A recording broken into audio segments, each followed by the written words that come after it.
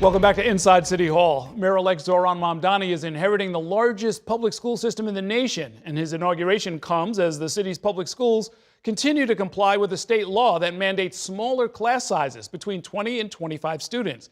As of next year, public schools led by Mamdani will have to ensure that 80% of classrooms fall within those limits. My next guest published an op-ed in the New York Daily News that says, in part, education may not have defined his campaign, but how Mamdani runs schools will define his administration. Joining me now to talk more about all of this is Shael Polakow-Suransky. He's the president of the Bank Street College of Education and a former deputy chancellor of our school system. Great to see you. Thanks for coming in. Yeah, it's great to be here. Before we do anything else, explain the connection between Bank Street, the college that you run, and the Bank Street School, which a very young elementary school Zohran Mamdani attended. Yeah, Bank Street runs a school for children starting at 1-year-old up to 8th grade, and Zohran was a student there when he was in elementary school. I actually have a funny story. His first big upset in an election was back in 2004 when, as a 7th grader, the school was doing a mock election for the presidential election, and usually just 8th graders got to run. He convinced the teachers to let a 7th grader run and won powered by the youth vote, upsetting the establishment back then. I love it. I love it. I love it. That's a great story. A great origin story. I want to ask you about this op-ed. What you're mentioning is that to meet this class size mandate, which has in some cases been treated as a budgetary problem, as a logistics problem, you're saying it's an opportunity, and that using an internship/apprentice model, you can get someone in who's not just a teacher's assistant, but somebody who's really learning how to do it, a junior and a senior teacher together. It both helps with the teaching and also helps meet the class size mandate. Exactly. I mean, we can treat this as a crisis, and that's what a lot of times when there's teacher shortages, cities and states around the country do. What you end up doing then is bringing in lots of underprepared teachers, and that doesn't help anyone. So if we can think creatively about how do we take these two challenges, we need to hire thousands and thousands more teachers, and we also need to train those teachers.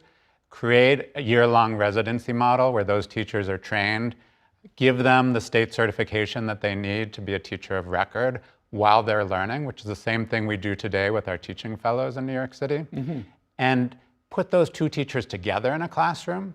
So the younger teacher is learning, but they're also able to do small group work. I mean, if you look at the city's reading initiative, if you think about what we need in early elementary school in math, you need small groups. You need kids to have individual attention. You need a chance for the teacher to sort of do the whole class and someone else to be sitting and coaching kids on the side.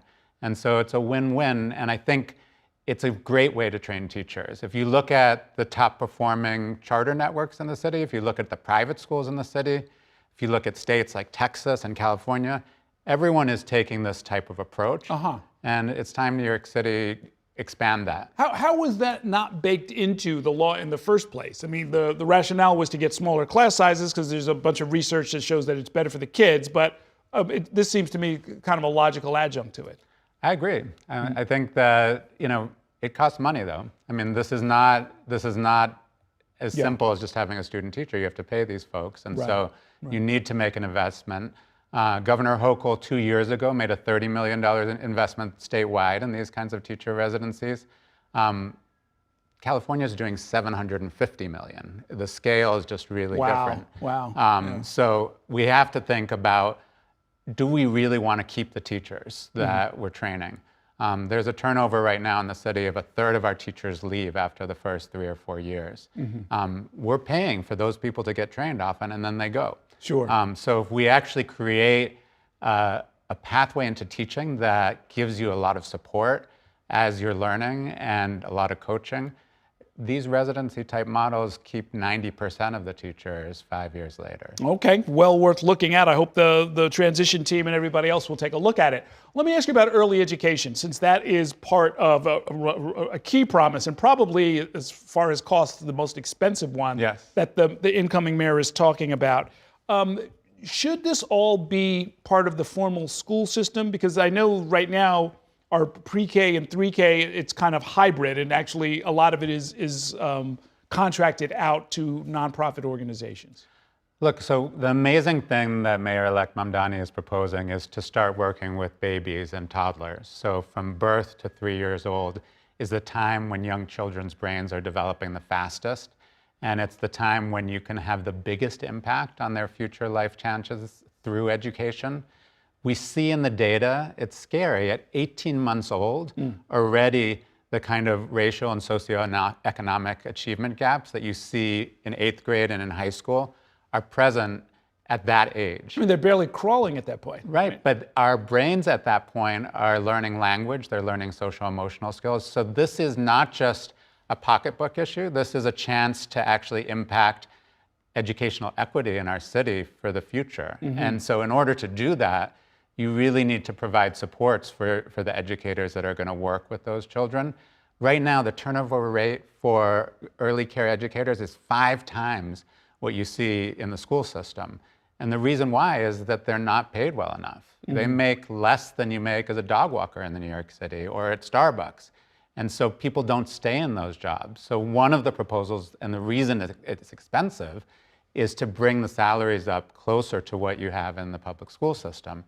That is going to mean partnering with existing providers who are in nonprofits, who are working out of their homes. There are many small businesses. If you go through any neighborhood in New York City, you'll see little signs of home daycares. Those are really talented providers often, but they don't get much support. And they need both the sort of economic support to get a fair wage so that they can stay in this work, but they also need an opportunity to learn about brain development, early language development, and the things that are going to accelerate learning for young people so that when they eventually enter our school system, everyone is entering on the same footing. One way or another, it sounds like you're talking about professionalizing what I guess used to be called family daycare. Yeah. Yeah. Would we be breaking new ground with this? Are there other states or jurisdictions that have had success with that? This is the largest jurisdiction ever to take on a birth to 5 initiative. I mean, there are great models out there. Washington, D.C. has been doing really good work over the past 10 years. They actually invested in pay parity and have had really good results. But this is one of the most ambitious proposals. And, you know, interestingly, this is something that we should see in every city and state. It's a bipartisan issue. You see Republican governors and Democratic governors investing in early childhood because most parents are working. They need a place that's safe and high quality for their kids to be while they're at work. Does it need to be universal? Should it be means tested? How should it be figured out? Because it's going to be, it sounds like, tremendously expensive. Look, we had this debate around pre-K in the city, should it be universal? And what we saw when we made it universal is it created a different level of investment in our city and our schools for everyone. So, you know, there are lots of ways to cut this, but the power of making this a public good, making it available to everyone, is that everyone shares in the responsibility to maintain it. And this is, I mean, this goes, I mean, this is a little bit outside the K through 12 experience that you're an expert at, right? I mean, do we have good, solid materials and training paths and methods to show people how to become educators on birth through 5? We do. Actually, Bank Street has been training infant and toddler teachers for decades. It's one of our specialties, and it is something that CUNY does as well. And it is, you're right to say that it's not as common as training K-12 teachers because, again, there's no requirement that people get trained. And so there isn't the same kind of support. But if we invest in that support, we have great models for it. Okay, this sounds very, very interesting. I hope your former alum will be listening to some of these ideas. Thanks a whole lot for coming in. Thank you for watching our YouTube channel. Let Spectrum News be your resource for balanced, in-depth political coverage, and click the subscribe button right here. You can also download our app or watch us on TV to learn more about the candidates, where they stand on the issues, and more. We'll see you then.